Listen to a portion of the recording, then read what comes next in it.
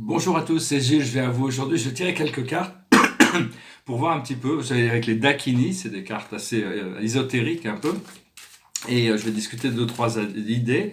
Aussi parler du gap, ce qui nous sépare des choses, hein, parce que bon, on est toujours toujours en train de vouloir évoluer vers quelque chose d'autre. Je vais d'abord tirer 10 cartes pour offrir un peu de perspective, pour communiquer ce que notre moi supérieur, notre âme veut nous communiquer avec nous.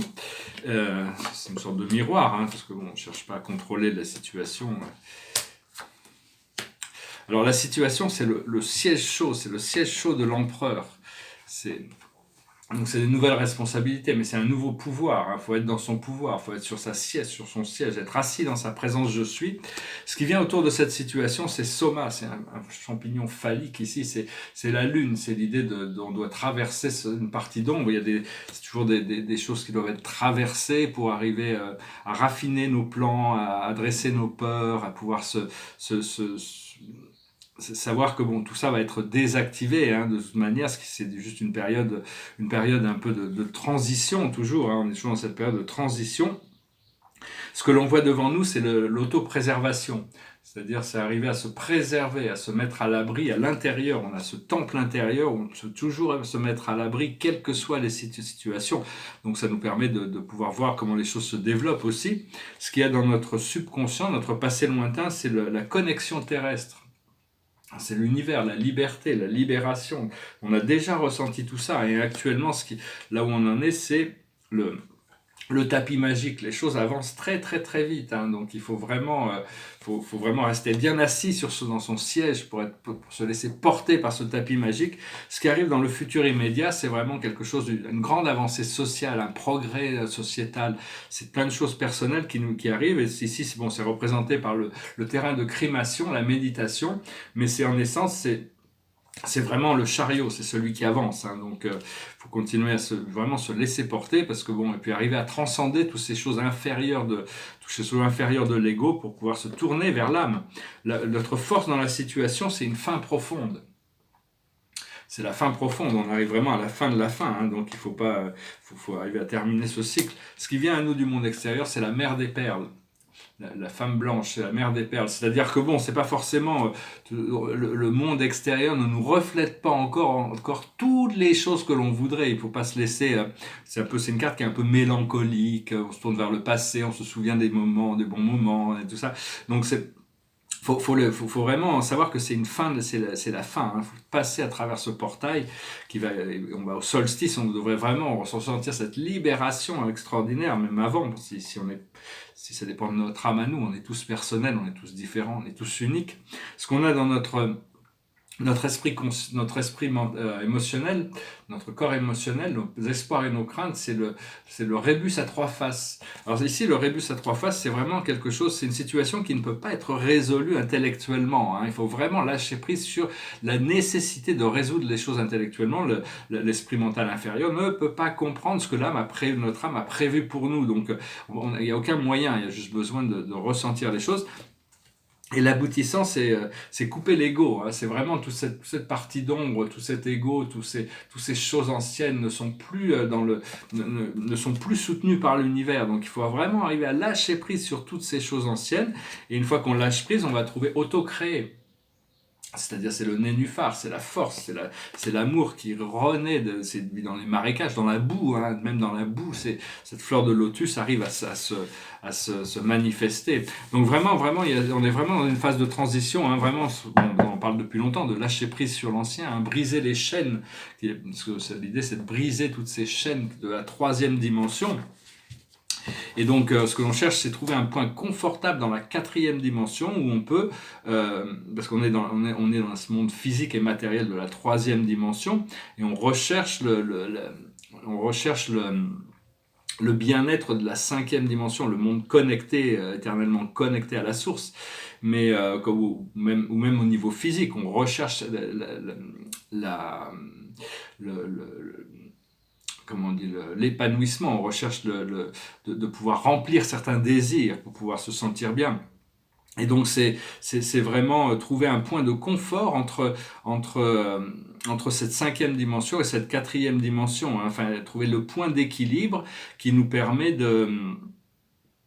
qui nous permet de trouver de pouvoir profiter de la cinquième dimension tout en continuant à vivre dans la troisième, mais sans être bousculé par ce qui est en dessous et d'être constamment en train d'essayer de s'accrocher à des choses donc il faut trouver ce point d'équilibre entre les deux. Et c'est vraiment, parce que bon, il y a toujours des choses qui nous séparent de nos désirs, hein.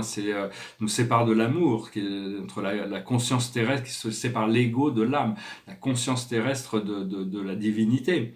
Et donc, mais en essence, c'est des choses la divinité, les voiles deviennent de plus en plus minces, et donc ça peut être de plus en plus facile de pouvoir reconnaître. Ce gap, cet endroit, qui sépare les choses, les dimensions, la réalisation des désirs, il devient de plus en plus fin, hein, parce que bon, on se rapproche de ce réveil de masse, et donc il va être beaucoup plus facile de trouver des moyens de vivre une vie confortable dans la 3D, hein, parce qu'il y a de plus en plus de gens qui sont en demande de ces choses spirituelles. Ce que l'on recherche, c'est être éveillé intérieurement, avoir cette liberté intérieure et être libéré, être réveillé intérieurement et d'être libéré financièrement pour pouvoir vivre notre vie confortablement dans le monde. Et donc, c'est vraiment en brisant ces chaînes, hein. Savoir que bon, il y a toute cette conscience christique qui est en train de se réveiller, hein. Pendant très longtemps, la conscience christique a été crucifiée, hein. C'est-à-dire que bon, les forces sombres étaient trop puissantes pendant cette période sombre, le Kali Yuga. Donc, mais maintenant, c'est plus le cas, hein. Il y a aucun, il y a vraiment, c'est vraiment une période où la lumière va triompher. Et donc, il faut pas en douter une seule moment. Et tous ceux qui sont persécutés de toute manière pour la vérité, pour défendre la vérité, reçoivent des récompenses extraordinaires dans l'après-vie, hein. Donc, mais enfin bon, savoir que les yeux et les oreilles sont connectés aussi bien à l'esprit mental de l'ego que l'esprit mental de l'âme, qu'au cœur. Et donc parce que l'esprit mental veut contrôler, alors que le cœur et elle dit souvent non au cœur, non à l'intuition. Donc il ne faut pas laisser l'esprit mental devenir le tout-puissant dominateur de notre expérience.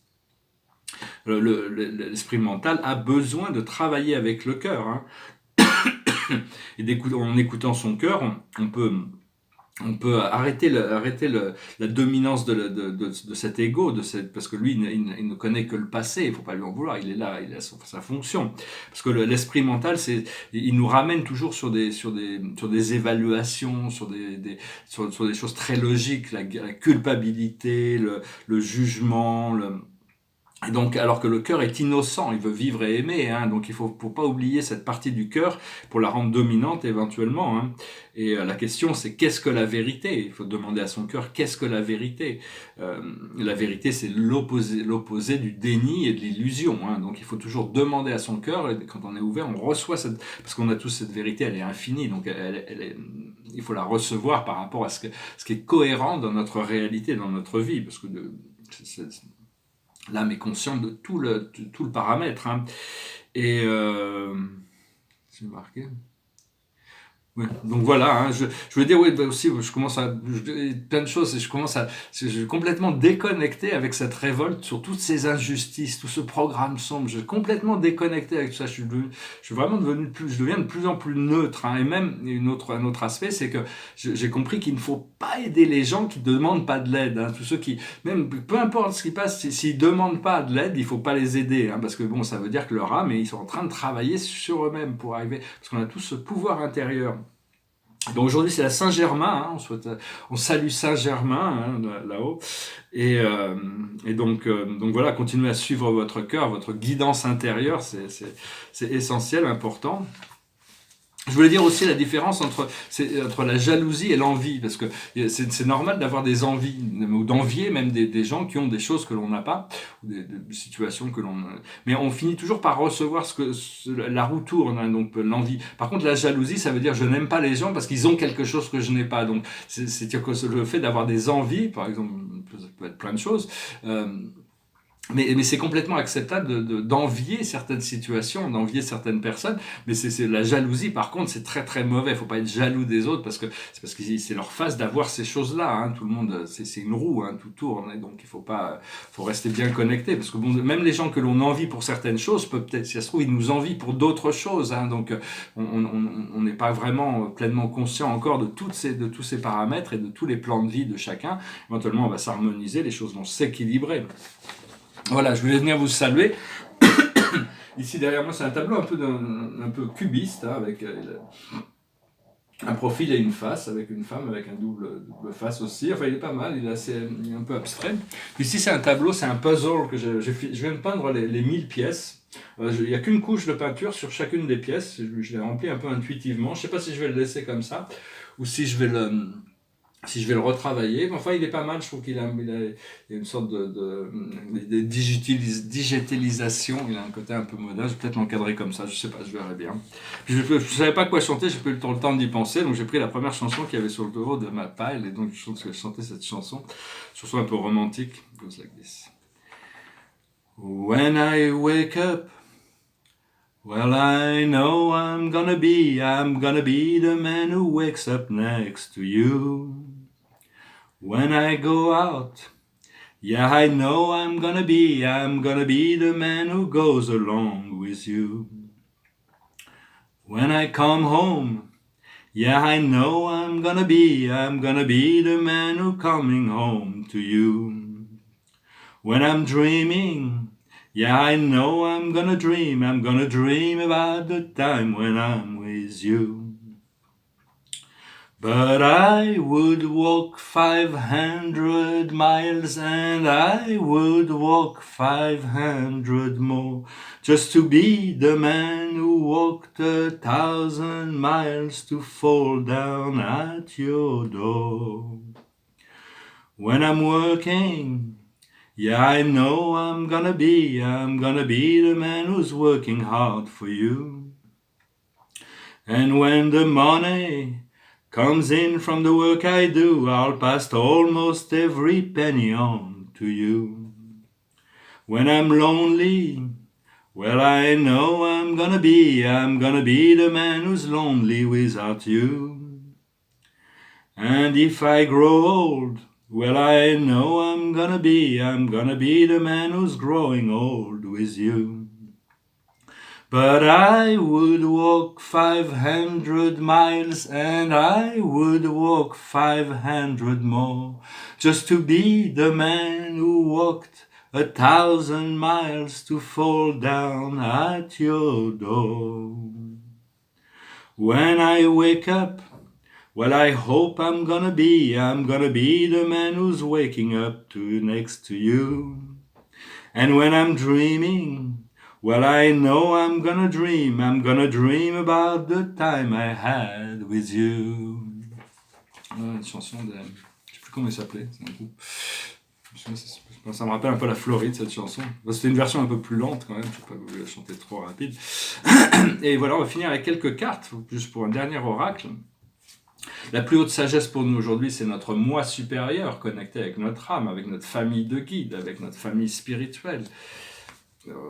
Bien ressentir les choses, savoir qu'on a toujours cette présence éternelle qui est là, hein. C'est juste une question de fréquence et d'arriver à se rencontrer. Ce que l'on doit comprendre, c'est la destinée. C'est bien rester en contact avec ce qui nous apporte le plus de joie à chaque moment. On doit choisir la joie, on doit choisir la voie qui nous apporte la joie et le bonheur. C'est ce qui nous permet de créer notre destinée. Tous les jours, on redessine notre destinée. Ce que l'on doit faire, c'est le guérisseur. On doit travailler sur notre guérison. On peut apporter la guérison, la complétion des choses. Et l'aboutissant, c'est une transformation. On est en train d'être transformé. L'univers est en train de nous transformer d'Homo sapiens en Homo galacticus. Voilà, je vous salue, je vous remercie, je vous souhaite une excellente journée. Namasté.